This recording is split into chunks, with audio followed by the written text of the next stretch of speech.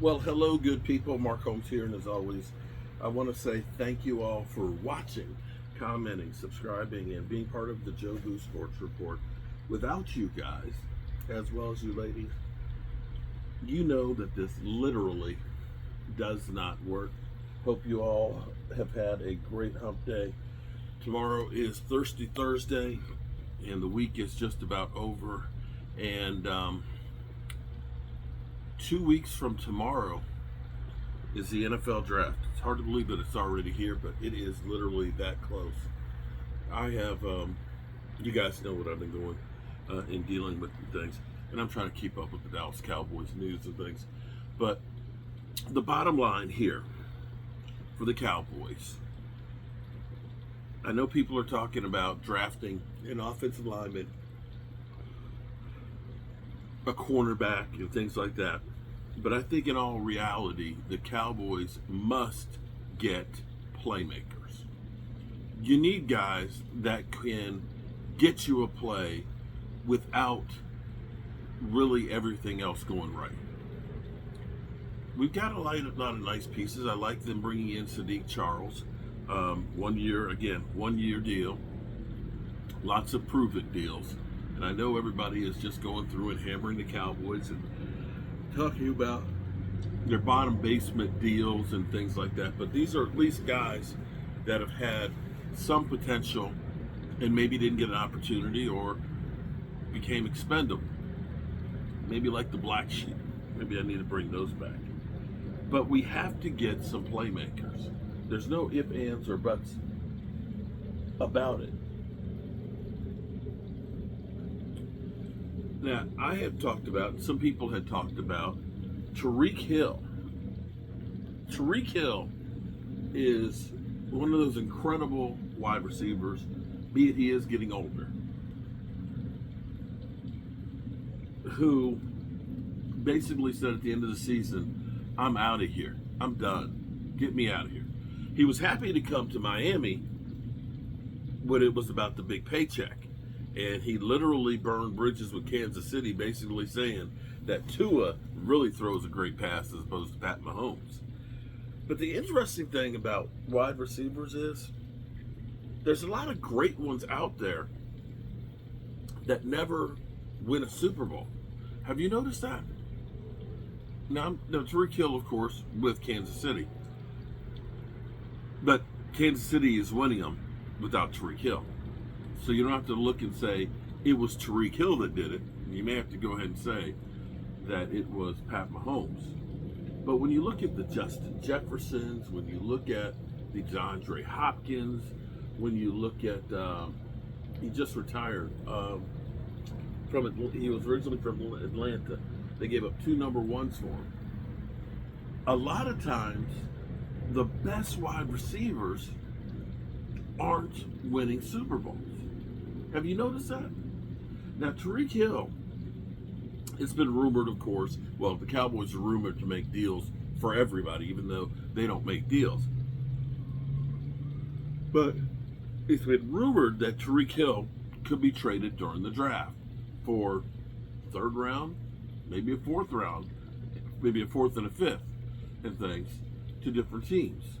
Now, I'm wondering if his stock took a little bit more of a hit, because what we've heard is the police were called for a domestic incident. Okay, now again, these are only allegations and things, but him and his current wife have been having some problems, allegedly, and have been discussing counseling and so on, and things have been getting heated, and his wife, his mother, is kind of in the middle of one of these disagreements, and I believe called the police. And it sounds like they are getting a divorce. Now, Tyreek Hill had the incident on the dock and stuff with a fight and things like that, as well as some other things. So the question now is, has Tyreek Hill's stock gone down because of possible off the field issues? I don't have the answer for you on that one. And does that make it more advantageous or less likely for the Cowboys to make a move for him? I don't know. The Cowboys have always been that reclamation project where, we believe in second chances for guys as long as you can play football. But definitely makes you pause and think about the situation. Is this a guy who may become divisive in the locker room or may get in trouble and you lose him that way? And these are all things that you have to think about when you are bringing in players. But back to us needing playmakers. I don't think we can get everything we need in the draft. We have some talent, but we need more if we're going to compete with the top teams. It's just a fact.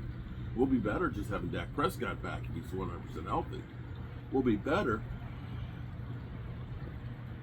if we just try and run the football a little bit more, as opposed to last year where when Dak was there, we are literally throwing 65-70% of the game and just completely abandoning the run. We'll be better if the defense can stop the run a little bit and can stay healthy. All of these things are factors in us winning. But being better and being good enough to win it all are two completely different things. And if the Cowboys don't get some weapons for Dak, and this is the chicken and the egg argument, because a lot of people say you've got to get the offensive line. I would love to have the offensive line of 2016. I would love to have that. But we have gone through the last 5 years, for the most part, with only 1 year of having a really good offensive line. For the most part, the Cowboys have been dealing with, or Dak has been dealing with offensive lines that haven't been that good. And maybe that's part of the reason why he's been getting injured. I don't know. But we have to have more weapons to stretch the field. See, you can look at it and say, we've got to fix the offensive line to protect Dak.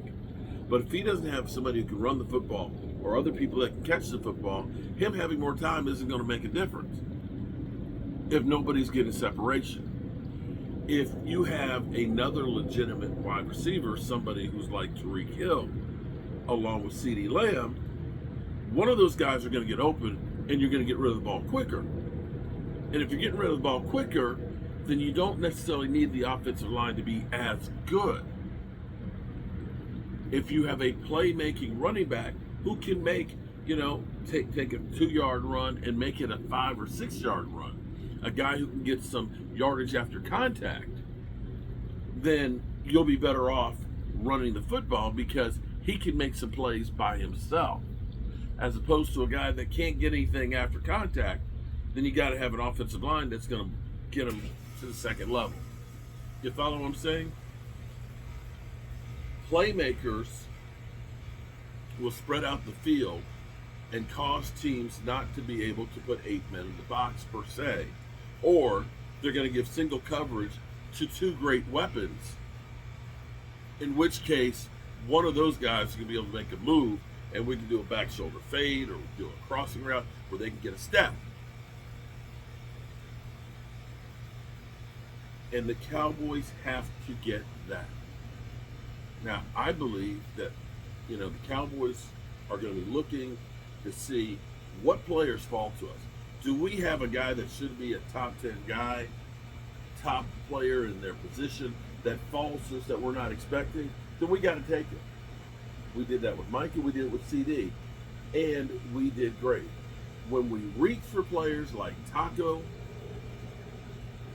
and Mozzie and Guyton, we didn't get the impact that we needed, and we have to get them. But the Cowboys have to be looking around to find some deals. I'm not sure that Tyler Lockett is going to be a difference maker for you. Maybe Keenan Allen is, but I doubt they'll sign Keenan Allen, if they do, until after the draft, after the 28th, when it won't hurt them. So who knows what they're going to do. We're just going to have to wait and see. And I think this is the best place to be, is not knowing which way they're going to go. The best place to be is able to move and feast on somebody. But we got to get a playmaker. We got to get a person who's going to make changes for your team for the better day one. And that's all I got to say about that. I have been working like crazy trying to figure out what I'm going to say for my dad. I have to read his obituary and then do a eulogy. But my dad, there's so many stories. There's so many things that he was about. And I realize how many things in me are things that I learned from my parents. You know, my dad, believe it or not, my dad, born in 1939, in high school, worked several different jobs to earn himself a car. He had a car in school in the 50s. Believe that.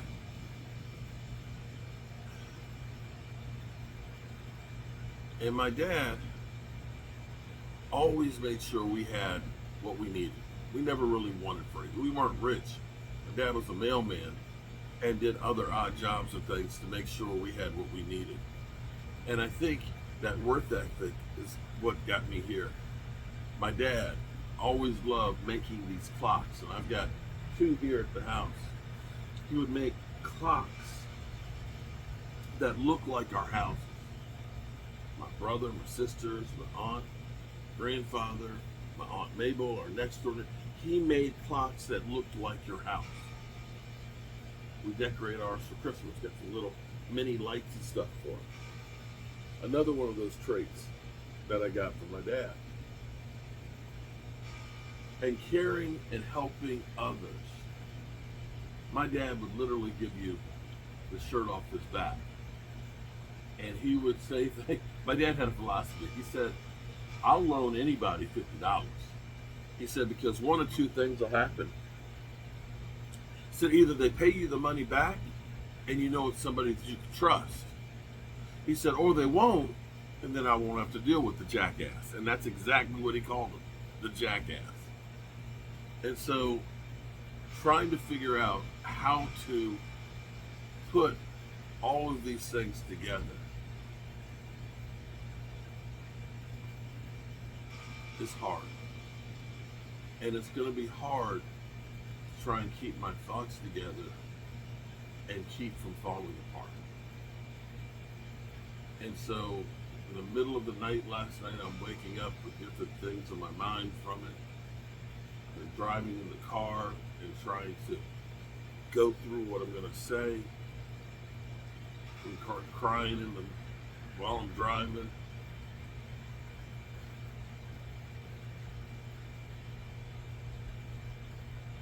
I'm trying not to be sad that my father is gone. I'm trying to be thankful that he was here and part of my life for 59 years. Because my dad never stopped being my dad until the very end. And I'm grateful for having him. I always tell everybody, make sure you tell the people you love how much you love them, because you might not get the chance again. I was lucky because 2 hours before he died, I talked to him. And the last words were, I love you. I appreciate you guys. And I love you too. And hopefully I'll see you all tomorrow.